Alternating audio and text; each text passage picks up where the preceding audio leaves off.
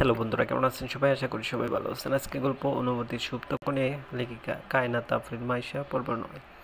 নিশার কণ্ঠ শুনে আস্তে করে পিছনে ঘুরে শাওন নামের এই ছেলেটি।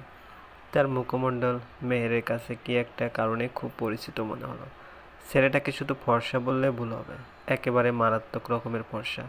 কালো রঙের শার্টে তা যেন আরও গভীরভাবে ফুটে উঠেছে।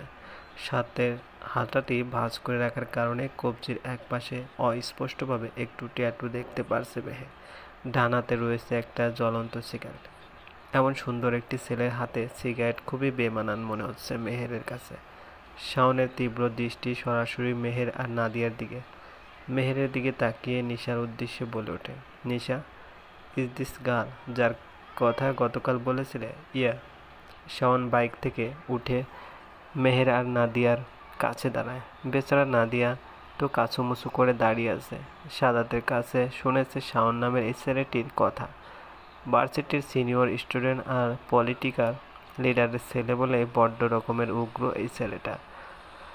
পকেট থেকে আর একটা সিগারেটের প্যাকেট বের করে একটা সিগারেট এগিয়ে দেয় নাদিয়ার কাছে। নাও, সিগারেট খাও। মেহেরের মাথায় যেন রক্ত উঠে গেছে নাদিয়ার কাছে সিগারেট এগিয়ে দিয়েছে বলে। দাঁতে দাঁত চেপে বলে ওঠে, ভদ্রঘরের সন্তানেরা সিগারেট খায় না। শাওন হেসে ওঠে, যেন মেহের খুব মজার একটা কথা বলেছে।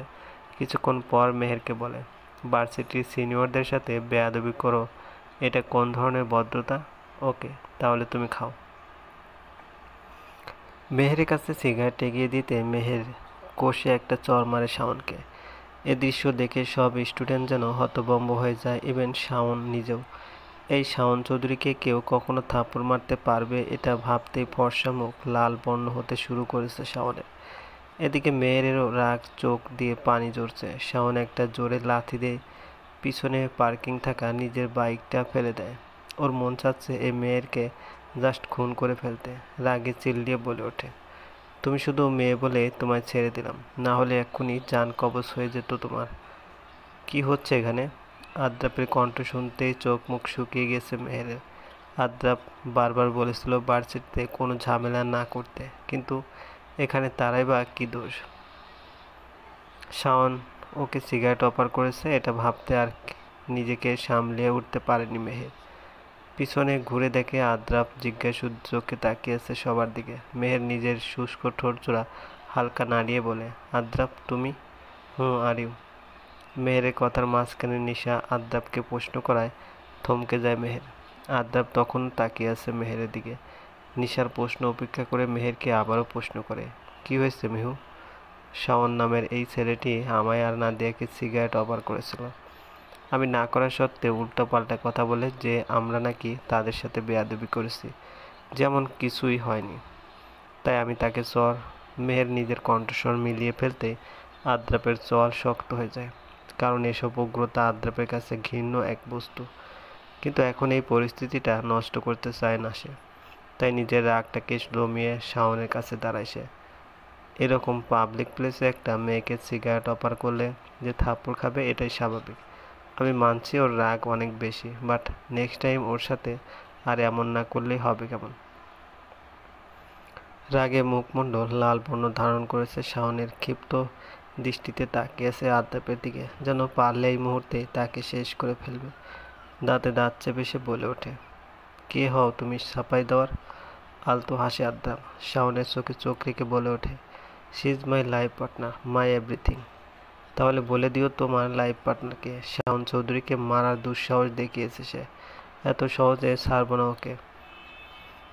শাওনের এই কথাটা বলার সাথে সাথে ওর কলার চেপে ধরে আদ্রাপ। আদ্রাপ বরাবরই রাগ প্রকাশ করতে অপছন্দ করে, কিন্তু এবার নিজেকে দমিয়ে রাখতে পারেনি সে। কড়া গলায় বলে ওঠে, এরকম কিন্তু কল্পনাতেও আনবে না। আমাকে যতটা শান্ত মনে হচ্ছে ততটাই ভয়ঙ্কর আমি। So stay away from her, otherwise you will never live. এতটুকু বলে মেহের আর নাদিয়াকে নিয়ে আসে সেখান থেকে।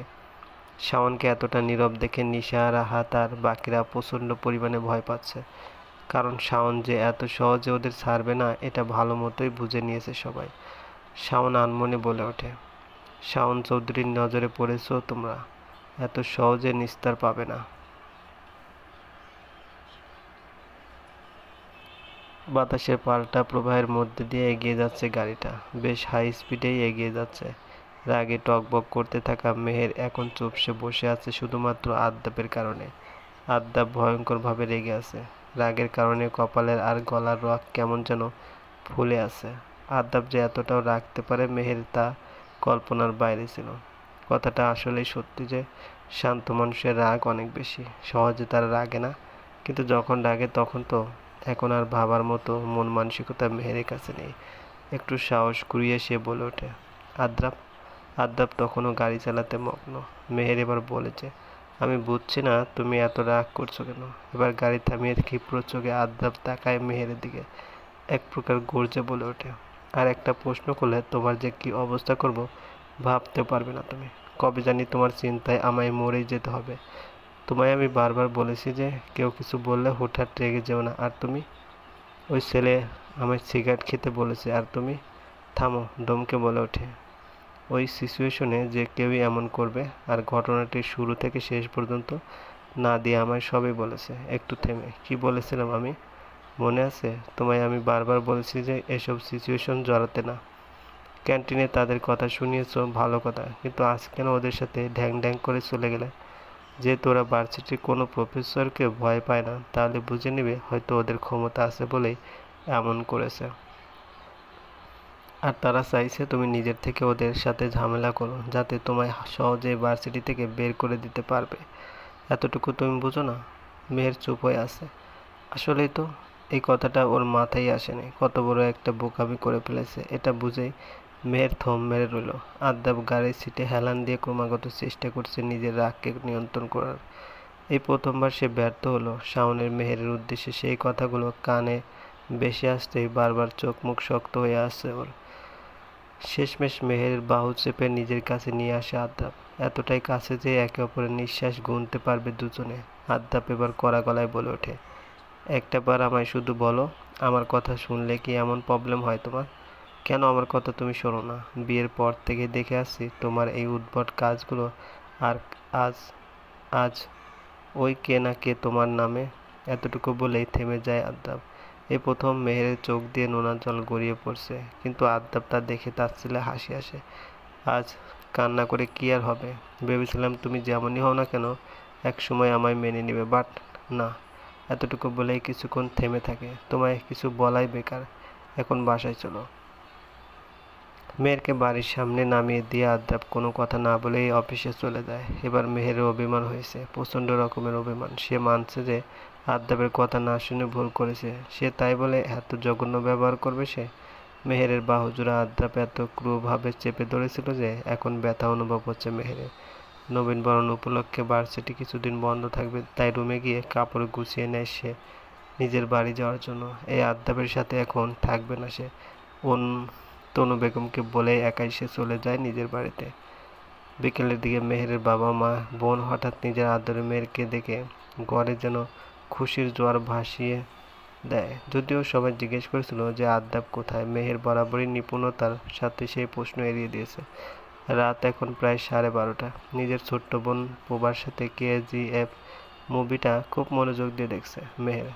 সামনে টেবিলটাতে অগোছালোভাবে পড়ে রয়েছে চিপস, কোকা-কোলা আর রেড ভেলভেট কেকের প্যাকেট। পুরো মুভিটাই হচ্ছে টুইস্ট দিয়ে ভরপুর। একটা সিন মিস করলে কিছু বোঝা যাবে না, তাই এত মনোযোগ দিয়ে দেখছে দুজনে। হঠাৎ অনবরত কলিং বেল বেজে উঠতেই সাথে সাথে মেহের চলে যায় দরজা খোলার জন্য।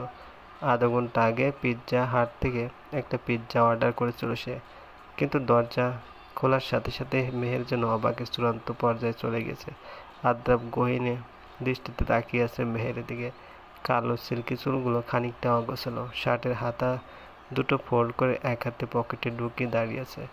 মেহের একটা শুকনো ঢোক গিলে বলে, তুমি? চলবে। গল্পটি ভালো লাগলে অবশ্যই লাইক করবেন, কমেন্ট করে জানিয়ে দেবেন। ধন্যবাদ, ভালো থাকবেন।